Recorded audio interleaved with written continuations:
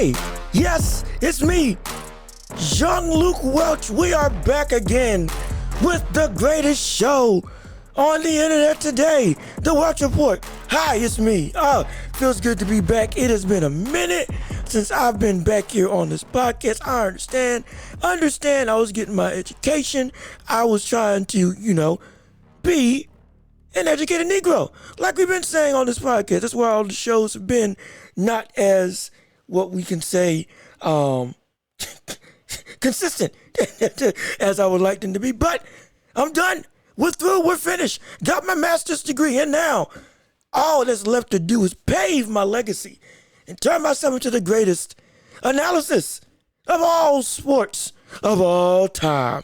When you, the listeners, soon to be viewers, can help me get to that momentous milestone and occasion. But like I said before, it's me, Jean-Luc Welch. We're back again on the Welch Report. Sorry for the hiatus. We're back to give you what I love to do, which is talk about the latest and greatest that's been going on in the sports world today. So without further ado, let's get right into it. My goodness, it's finally time for the NBA Finals. Yes, this Thursday, the Celtics versus the Warriors are going to battle to see who can gain supremacy as the truly best team in the NBA, at least for this season. And when I tell you it's been a whirlwind, specifically with this Miami Heat Celtics matchup, it has been an utter the kerfuffle. That's all I can really call it. Understand this, and this is what the episode is going to be about for the majority. Not for the majority, for the entirety. The Celtics and Heat. And if the Celtics can get past the Warriors to finally get in their first championship since 2010. Understand this when I was watching the entire series. That was one of the most roller coaster series I've ever seen in my years of watching the playoffs. Not because every game was close, but because the amount of swings between games were astronomical. Heat would blow out the Celtics one game. Next game, Celtics blow out the Heat. Next game, Heat are up 26-7, something like that. And then all of a sudden, the Celtics bring it back and within 3 minutes left. It was like that the entire series. And it was insane. First off, the biggest thing that we need to touch on is Jimmy Butler. Jimmy Butler has established himself as, in the playoffs, he can elevate his game to a top 5 talent. Am I going to call him a top 5 player? No. Reason being is that during the entire regular season just in the regular season, he does not show that to be the case. You can say, maybe he's saving himself, or maybe he just can't hit the gear up until playoff time. One thing for sure, when it comes playoff time, Jimmy Butler is able to do something that very few players in this league are able to do, which is play above their standard, play above what their projected output is. And he's done that consistently throughout his playoff career. And just, again, Game 6, 47 points. Game 7, even when they lost, 36. He was one of the main reasons why they were even in this entire series. Excuse me, not one of. It was the sole main reason that he even had a shot at getting to the finals against the Celtics. He was playing out of his mind. Utterly out of his mind. He was giving them problems left, right, and center, both on the offensive and defensive end. We have to make sure that we never underestimate nor besmirch the name of Jimmy Butler. I'm never going to talk bad about him ever again. Because again, when he went on the Timberwolves, he brought the dog mentality. When he was on the Celtics, he brought the dog mentality. When he got to Miami, he brought the dog mentality. The only difference is that everybody in the organization on Miami, did I say Celtics? I meant when he went to Miami. Sixers, Minnesota, and Miami. When he got to Miami, he was finally accepted by the entire organization in terms of, if you're going to bring that energy, okay, We'll back you up with it. We'll bring that same level with you. And it gelled perfectly. My goodness, now they have a legitimate franchise that they can build upon for the next couple years. And they got a great core of talent with them. Great core of talent. Max Strus, whatever the world's name is, came up big. Victor Oladipo showed flashes that he can get back to what his former self was when they were before his big injury and had to get the multiple surgeries on his knees. They have legitimate promise. And not promise, excuse me. They're here. They are here. The only problem is that they ran into a Celtics team that finally did what I have been asking them to do for the past 5 years. Ever since LeBron lost everybody and he went and ran through Boston.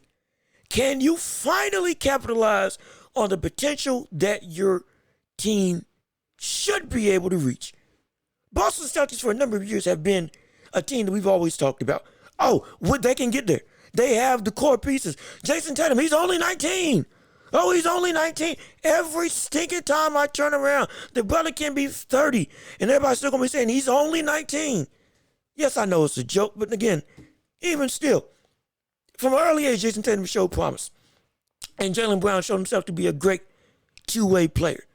Then, both players elevated their game. Consistently, we watched them get better. Then they got Marcus Smart, Al Horford.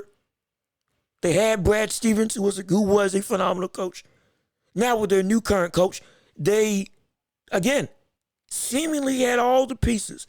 But just like when they had Brad Stevens, and when they had Marcus Smart, when they had Al Horford, when they had Jason Tatum, when they had Jaylen Brown in the past, the question was always, can they finally do it?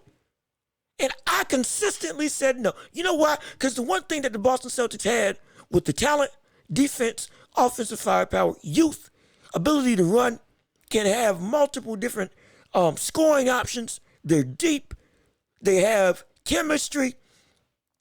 The one thing they didn't have that made me never give them a shot at making it to the finals was their inability to grasp the concept that now is the time to kill. That was the one thing that kept impeding their progress. Whether you want to say it was when against LeBron after everybody left, whether you want to say it was against Giannis when they had Kyrie Irving, whatever the case may be, regardless of the situation, the Boston Celtics have always been a team that, in terms of talent, they have from top to bottom the ability to play with just about everybody and anybody. Outside of the 2017, 2018, or however long Kevin Durant was on the Warriors, outside of that one squad, Boston Celtics had the talent to be able to, in the recent years, to be able to say, we can make it and they can win it. But the one thing that they never had was the ability to grasp the kill. Whenever they had somebody up, whenever they were clearly outmatched or outmatching the opponent that they had, when it came down to say, okay, we got to lock it in and end it, when it meant a trip to the finals, never capitalized. Never capitalized. Never capitalized. No matter how good Jason Tatum did, no matter how good Jaylen Brown played, no matter how good the ball was rolling for them, no matter how much momentum kept flowing, something always happened that made them falter. Something always happened that made them falter. Despite the talent and potential that they kept touting that they had. But now I can finally say they've put that stuff to rest. And my goodness, it's about time. Doggone it. It's about time that I can say that the Celtics now look like a team and act like a team that can win it all. But even in me saying that, I can't even say that without putting an asterisk beside that comment because of the fact that, again, with a team that from top to bottom, they should have outmatched and outplayed, especially with the way that Tyler Hero and Duncan Robinson were playing this series. Two people that should be and are franchise pieces for that Miami Heat squad for years to come. Should have been. Tyler Hero won Sixth Man of the Year this year, was averaging 20, like what was it, 20 and 4 for the entire year. Good field goal percentage, was having multiple breakout games. It had everybody looking at the Heat and saying, "Oh my gosh!" Now they have their own second unit monster they can bring off the floor. On top of with Duncan Robinson, who again was supposed to be top tier shooter, one of the best in the league, somebody who can give you 18 to 20 on threes alone. Also tall and lanky and can take advantage of mismatches at 6'7". Their own personal Klay Thompson with youth, not the defense, but in terms of shooting and youth. Hey, we got a similar equivalent, not in terms of production, but in terms of ability. Because he was legitimately one of the best shooters in the league, at least before this season. My goodness. So you get a Celtics team that goes up against a Miami Heat squad. Again, they outmatched them in talent, depth. Their coach has shown that he can really turn that team into a force, turn that team into the best defense in the entire league, especially in the Eastern Conference. Far and away, had everything going for them. And yet this series went to Game 7. This is what I hate about the Celtics. Despite all the accolades, the acclaims, the congratulatory things that I gave them to say, hey, you finally got over the hump. Congratulations. Applause. In fact, with my new soundboard, yes, I can do this now. Oh, this is not abysmal. This is glorious. In fact, clap it up for me for spending money to get this level of production for you, the people, to enjoy on your car. Excuse me, not on your car. Why you maybe listening to this on the hood of your car, on top of your car, like some romance novel, or movie, whatever the word you deem acceptable for this podcast to be played. And as well, just a quick plug, play this everywhere you go. Play this on YouTube. Put it through your phone, in your car. Blare it while you're driving down the street or in your headphones. If you lose your hearing listening to me, the most attractive voice in the business for you to get all of your greatest and best sports analyses. But shameless plug aside, also, speaking of shameless plug, go listen to Mitchell Baldwin's podcast that I was just recently on. Mitchell Baldwin, as a quick aside, a phenomenal man that I was fortunate enough to be able to spend my years alongside with in college. He truly has made something great for himself in his own right, for his own post-collegiate career. He hosts a podcast called the Got Knicks Podcast. I was recently on it. Go check it out. I was on it. He had a phenomenal game called Out of Bounds. It is great. It was fun. And you get to hear me rant on the Phoenix Suns for about 5 minutes. Trust me, I'm going to make my own show about that. But go check out what I had to say about that on his show. Again, Got Knicks Podcast on YouTube channel. Go to YouTube and type in Money Mitch. That will be his name of his YouTube channel. Again, phenomenal stuff. He's got great stuff going on. Go and check it out.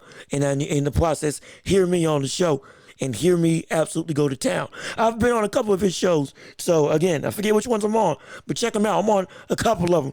You get to hear me and him go at it and banter. But again, that shameless plug aside and shameless plug in for his show aside, every stinking time Boston has somebody they are better than, consistently they let them stay around. See, and that's what makes it so bad when I see them go up and play against the Golden State Warriors. One thing about the Golden State Warriors, track record has shown that's not going to happen. That's not going to happen with them. Every time the Warriors have outmatch somebody, 9 times out of 10, they took care of business. They've done it. Whether it was in Cleveland, first time they played LeBron, when Kyrie and Kevin Love got hurt, took care of it. Even though LeBron did his best to stretch it and give his team a shot, and he had a phenomenal series. My goodness, he had a phenomenal series. But again, took care of it in the 6. And then after they lost to LeBron the following year, when they got Kevin Durant, took care of that business. Point blank and period. And they would have taken care of Toronto if it wasn't for injuries. And everybody knows this. And this year, when they played against the Nuggets with Nikola Jokic was dogging them. Yes, he was. Absolutely, he was. He showed why he was the best big man. Is the best big man in the league outside of Giannis Antetokounmpo. He showed it. Showed it far and away. And he showed that by himself, he is a force to be reckoned with, even with no help. But guess they took care of business. Every time they won, it was demoralizing for me to watch. Because I was like, yo, they're doing everything you can. And the Warriors they're just not letting it happen. They're just not going to let you beat them. And they're going to stop everybody else. Made every other option on that team null and void. While we look on the flip side with Boston, this very series, they got Bam Adebayo, who was not playing great this series. Was not. I just face facts. He wasn't. He did not play like the number 2 option he's supposed to be. The fact that they had Matt Strus coming out as one of the best offensive options for them. Kyle Lowry chipping in. I know a couple brothers who really don't like Kyle Lowry. A couple of them do not like Kyle Lowry at all. Deem all of his all-star appearances null and void and gifted to him. I don't agree that's the case. But hey, despite that, still, the brother, again, they let him chip in. And even with Tyler Hero and Duncan Robinson playing some of the worst basketball I've seen combined, both of them were shooting below 30% from 3. Both of them. I think Tyler Hero was shooting like 33, 35% from the field. Incredibly low. If I'm wrong, hey, excuse me. But you watched the games. I watched the games. They didn't even play him as much as they should have. And in some cases, they played him even more than they should have. Heard the announcers in Game 7 saying, Tyler Hero hasn't touched the floor. You're doggone right the brother hasn't touched the floor. You're doggone right, because that cat wasn't hitting anything. Anything. Shooting them out of games. I get that, yeah, as a shooter, you don't give up. But every time he put up a shot, every sticking time Tyler Hero put up a shot, this is what I felt. Every time. Every time. Every time. Every time he put up a shot. It was scary. Oh, it was petrifying. Because I was fearful of the clang I was going to hear next. That would echo throughout my room. Whenever he put up a shot. And that's just the case when it comes to Boston. Despite all of that, and actually that goes into my next segment, new segment, we trying new stuff. Tell it like it is.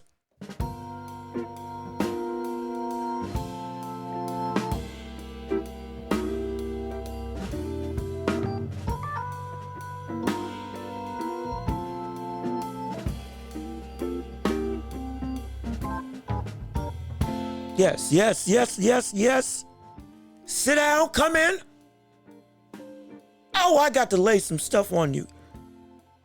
This is the time that no matter what you feel about me, about the Celtics, about the show, about anything in life, You've got to sit down and face facts. In this segment, that's what we do. We tell it like it is. We hurt feelings. We play church music. I'm apostolic. We play church music. Where I'm from, when you hear this, it's time that you need to look at yourself and understand a couple things. And what Boston needs to understand about themselves is that right now, even with this success that you have, you are not ready to face Golden State. Y'all are going to, and this is where I tell it like it is, Golden State's going to win the championship. I wouldn't be surprised if they win it in 5.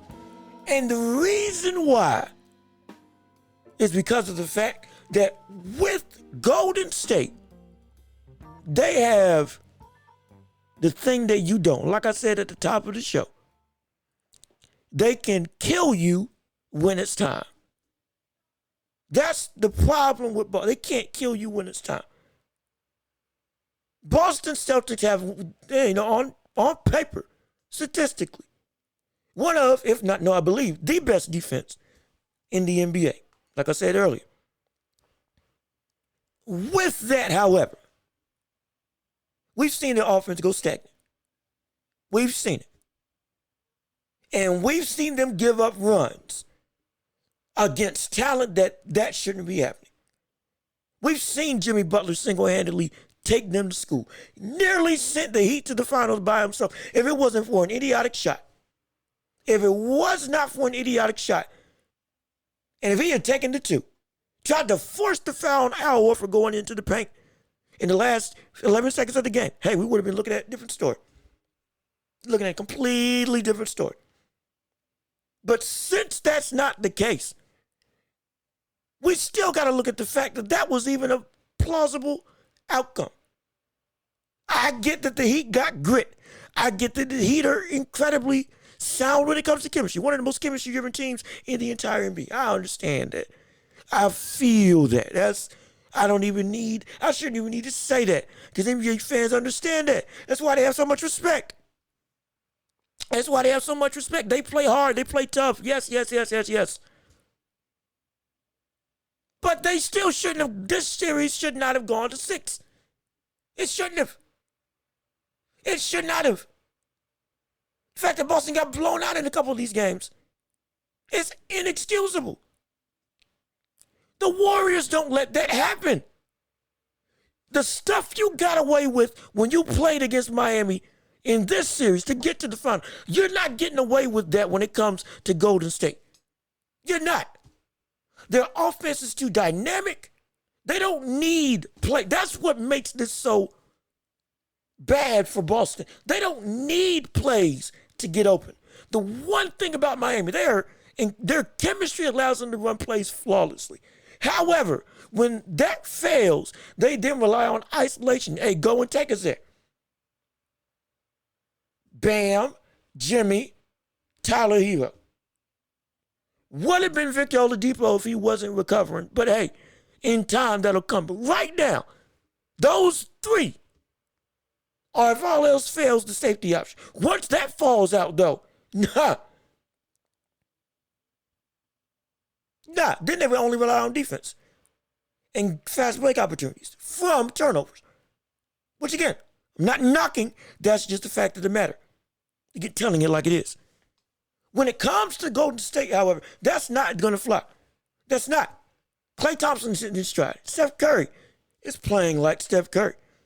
Their young core, Moses Moody, Kuminga, Jordan Poole, even Kevin Looney, who, again, friends who know me know how much I don't like Kevin Looney and didn't like Kevin Looney because of the fact that he's beating the dominant performances that he's having is against undersized bigs. And I've been saying this when it comes to small ball, when you get one person, they don't got to be great to affect the game in this era of basketball when it comes to the big men. Because of the fact that if you can just do one job well, which is rebound, and be a space holder, and play that role as hard as you can make an impact. You can make an impact. You can. When you're playing teams that only play 6'9", centers. It's just a fact. It's just a fact. Take Dallas, for example. How many times are we looking at Luka? No help whatsoever. Playing, doing everything he can. Everything he can. And then you turn around and all of a sudden, Warriors are about 15. Kevon Looney's got 21 and 24. 18 and 24. 20 and 16. I'm looking at this brother and I said, this man sucks. Now I'm saying, okay, this man doesn't suck. But I ain't saying he's no doggone superstar. Pump the brakes now when y'all talk about that man. His talent was accentuated, or rather his production was elevated because of what he was playing against. He is a true center.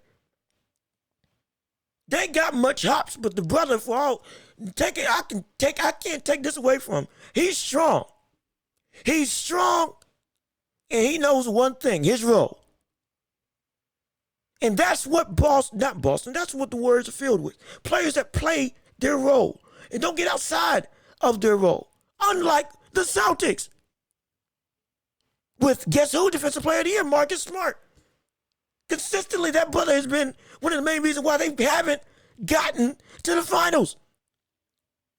Because as the point guard for that team and a defensive specialist, he's popping threes when he don't need to be. Every time, every game. He has one good game, then he turns into J.R. Smith. Shooting 6 threes, making 1. And almost nullifying his defensive impact by his offensive production. I don't care that he won Defensive Player of the Year. You are not playing what your team needs. You're not playing in that realm. And that's what the Warriors don't have a problem with. Everybody is settled in and doesn't play outside of themselves. They don't. They just don't. And they got the poise to understand that when it's time to take care of what we need to take care of, we can do it. And we've done it. And that's what all of this keeps revolving back to. Everything in this whole show revolves back to that one factor, that the Warriors can kill you when they are ready. And when the stage is set for you to die, they'll pull the trigger. Every time Boston's been put in that situation up until this series, to get over the hump and reach your potential, they pull the trigger and miss. And it's point blank. Or even worse, they get shot with their own gun. One series of finally usurping that doesn't negate a legacy of failure. And now that's what this whole series is going to come down to. In all honesty, Boston, with their defense, youth, shooting ability, 1-2 punches coupled with a great bench and great coaching, against a dynasty that knows what they're doing. Which one's going to fold? And in my estimation, as great as Jason Tatum is, as great as Jaylen Brown is, as great as them together have been, and shut up the naysayers who said, well, they can't play together, they can't win together, or they got to choose one over the other. I'm not worried about them. I'm worried about everybody else around them. I love Al Horford. In big moments, he shot 1 for 9. I love Marcus Smart. In big moments, he shot 1 for 12. Derek White, supposed to be a 3-and-D guy. I've seen him get incredibly streaky.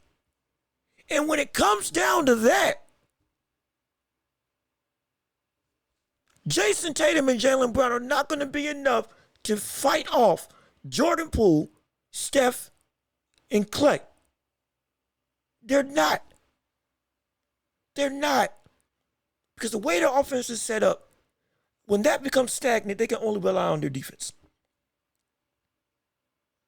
And as a fallback option. And then it turns into a game of runs. And one thing that you don't want to do is try to outrun with this world-class sprinter. And that world-class sprinter is the Golden State Warriors. The best at free-form offense. The best at playground ball.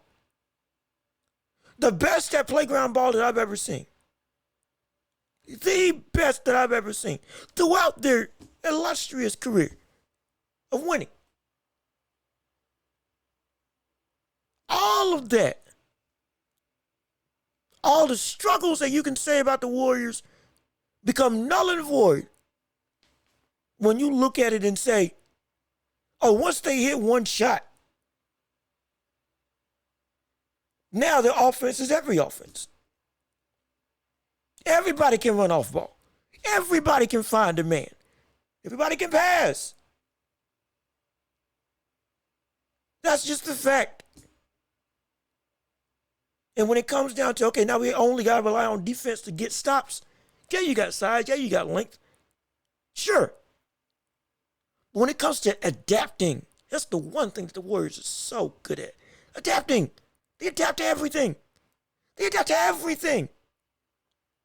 Everything.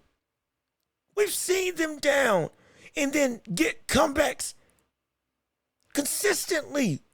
You can't tell me that if Boston was in that same situation the Warriors were in, when they were down, losing, and they had to come back and essentially dominate to get the win. You can't tell me that you can rely on Boston to do that consistently, as opposed to Golden State. You can't. The pedigree means nothing. But what created that pedigree is what makes the pedigree so great. So that's what I hate when people talk about, oh, they have all of this legacy. Whenever, with anybody, players, teams, whatever.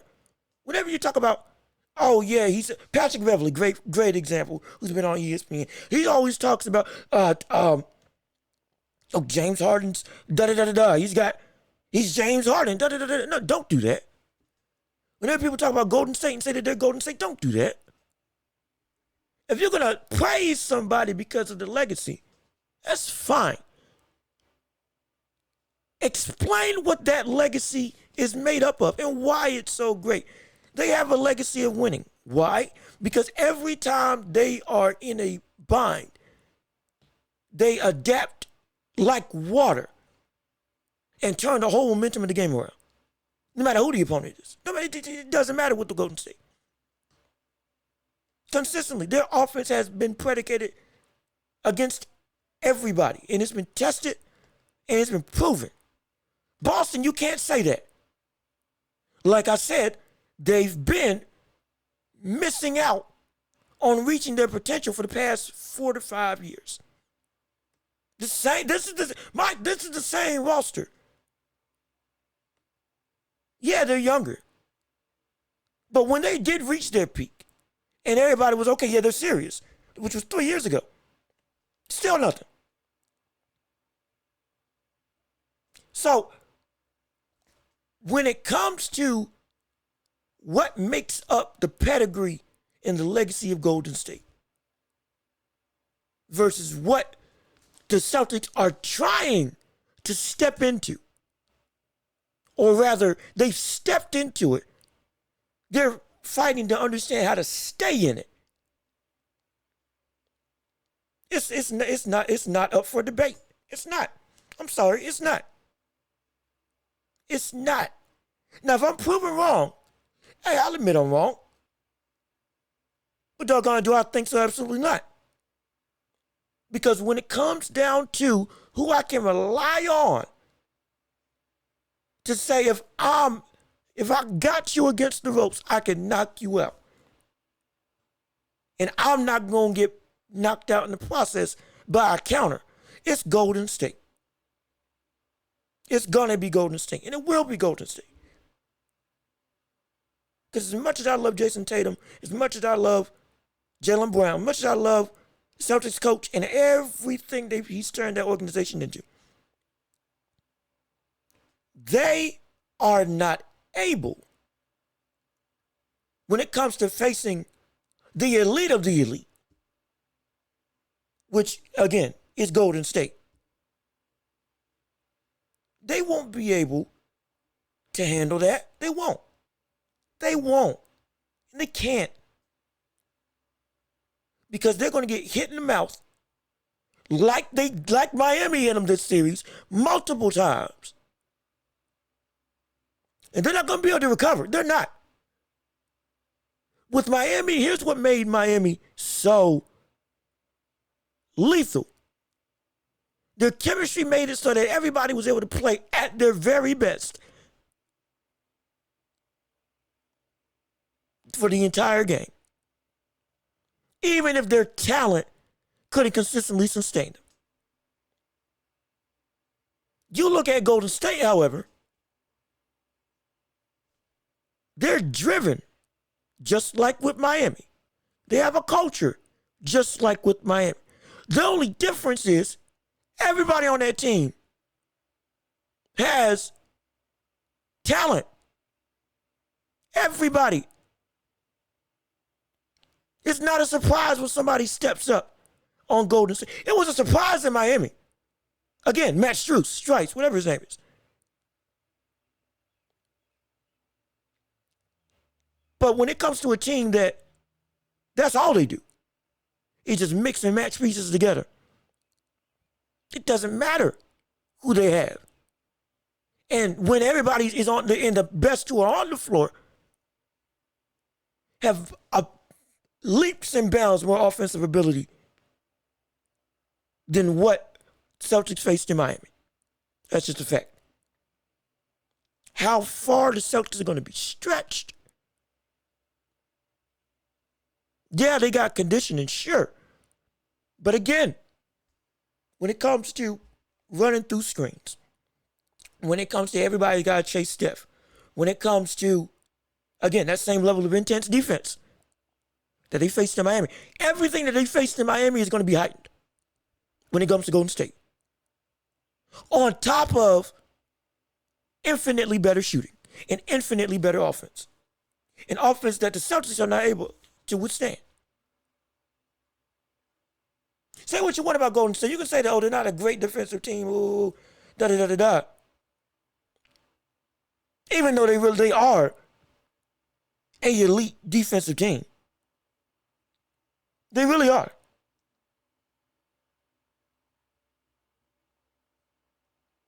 The problem for the Celtics is that you are getting an ultra instinct, for my anime fans, you're getting an ultra instinct version of your toughest matchup. And that toughest matchup couldn't get past Super Saiyan. I'm just saying. Just saying.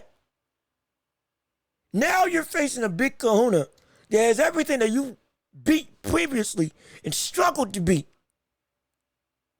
but can execute it at an entirely different level. It won't go cold like that team. It won't go cold like Miami. They ain't got to rely on just Jimmy Butler save us. They don't. They're not going to have Bam Adebayo, the equivalent of Bam Adebayo, which in this case would be Klay Thompson, in terms of being the option for that team. They're not going to have him. He's not going to disappear. No, he's not going to disappear. You couple that with a Tyler Hero in the form of Jordan Poole, who consistently is going to give you offensive production and isn't having an abysmal year this like Tyler Hero's having. And then off the bench, now you have great bench pieces. Again, Moody, Kuminga, Otto Porter is not a great offensive piece, but what he brings on defense in length is acceptable. And he can shoot. Hasn't been shooting great, but he can. That's the key. That's the key. That's the key. That right there is the key. They can and have. That wasn't the case in Miami. Not this year. Warriors, yes, this year. That's why they have a better record than you. It's exactly why that they are a team that's going to outclass you, outrun you, outshoot you, and demoralize you. Because as much as great of an accomplishment as you have garnered with getting to the NBA Finals in the Boston Celtics, you're now facing legitimately one of the scariest tests that you will ever face. Because you thought that Giannis in Milwaukee is a hard offense to stop. And it is. Don't get me wrong. But in terms of Golden State, my gosh. You want to talk about a horrible matchup to where the offense does not falter. It just doesn't. It just doesn't. I'm sorry. It just doesn't. They're able to meld and mold and adapt and move in ways that I don't see Boston being able to. Even with Marcus Smart winning Defensive Player of the Year. I'm sorry. It's just not going to happen. Marcus Smart is not stopping Steph Curry. He's not. He couldn't stop Jimmy Butler. Again, this is not being disrespectful to Jimmy Butler. I respect the mess out of Jimmy Butler. Jimmy Butler is not Steph Curry. He's not. He's not. And they won't be able to get the rotations. They'll get tired. Jason Tatum's going to get winded, which is going to affect his offensive ability trying to guard that dynamic Warriors offense on the defensive side. All of that is going to come to the inevitable collapse of the Celtics in this series. So you can book it. Warriors are winning the finals. Warriors are winning the finals, my estimation, in 6. Comfortably in 6. If it gets really bad, I'll say in 5. If it gets really bad, I will say in 5. Now again, if I'm wrong, Lord, let me be wrong. Please. My goodness. I don't want to see Golden State win again. This isn't because of hate. It's because I just don't want to see Golden State win again. I'm sorry. I just don't want to see Golden State win again. I saw enough of them. I would love it if the Celtics got a chip. That'd be phenomenal. Oh, gosh, that'd be phenomenal. Not trying to ride the Celtics. I'm not a Celtics fan or anything. But it would be great. But with that being said, no. No. The lights are different. They're brighter. They're more intense. I do believe in championship experience. And I do believe in poise, in maturity. You all are mature in terms of the bodies that you have on the team. Al Horford, Marcus Smart. You have veterans that can lead that locker room. But you don't have veterans that on the floor in a championship environment like the NBA Finals have any experience whatsoever. And I don't put that as a high reason why the Warriors are going to win. No. But I will do that and say that it's going to be a factor. You're going to see that when you play against somebody in the NBA Finals, the amount of what you thought you gave in the conference finals to get here is nothing. That effort, you got to triple it against another team that's tripling it. And if anybody knows anything about working out, when you amp up the intensity of your workout, it gets to you. Again, running, sprinting. If you're trying to break your record, if you're trying to run a 100-meter dash, 10 seconds, that takes a lot. 10 seconds might get you to nationals. But then if you want to make it to the Olympics, Oh, now you gotta be 9-4, 9-3. If you want a shot at winning in the Olympics in the 100-meter sprint. That's triple the effort.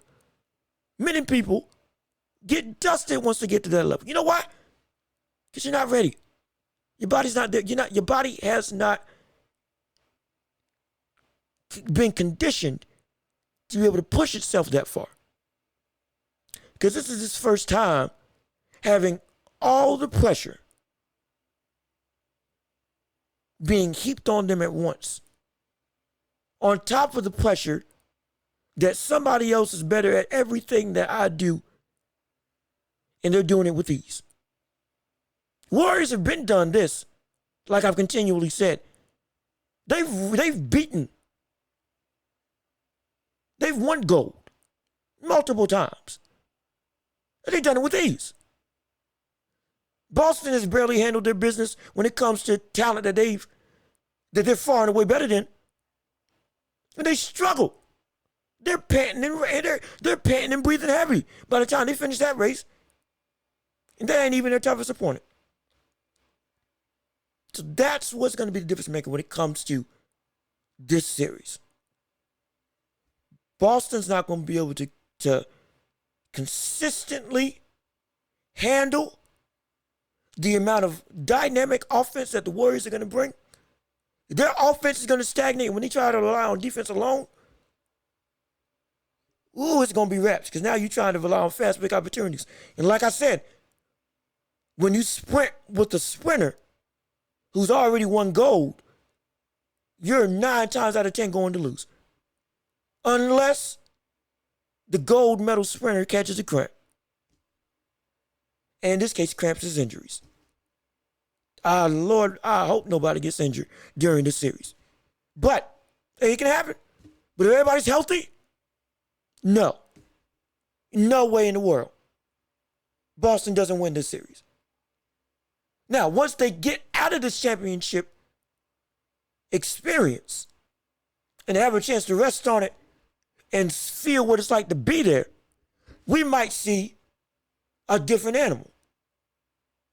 Or we can see what we saw in the Suns this year, which is a facade of evolution.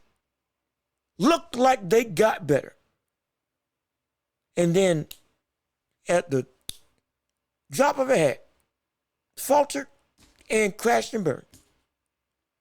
But we're going to see. But mark my words, they look like that they're adept to beat them. They look like they have everything they need to take it home since 2010. The first championship since 2010. They look like they do. But they don't. Don't let it fool you with potential. Don't let potential fool you. Let the production speak. And the production has said they can't. They can't. Because Warriors aren't Miami. Warriors aren't playing above what they normally can do. Warriors don't rely on grit. Grit can only take you so far. Grit and talent, now you're looking at a different story. And that's what the Warriors have. The combination of both. And that's something that the Celtics are not ready for. They're not. So I'm calling it now. The Warriors are going to be your 2021-2022 NBA champions. And Steph may get his MVP. We'll talk about Steph's legacy if he wins the chip in a later episode. That's a whole nother conversation that can be delved into. But right now, just understand this. Just like they were holding up that Western Conference championship, get ready for that Larry O'Brien show to be held up with Steve Kerr right under it. Steph, Clay, Dre, and Poole all touching the trophy. Because they're winning the finals. And they're going to do it in 6. And if it's bad enough in 5. But either way, they're going to dominate in my estimation. Call it bold. I don't care because I know what the Celtics are. I know what they've been. I'm not going to let this one experience that they've finally gotten over the hump neglect what they had to do to get there, or rather how they performed individually to get over that hump. That's not going to be enough. It's not going to be enough. Absolutely not. So this has been the Welch Report. I've been John-Luke Welch. Again, Warriors in 6.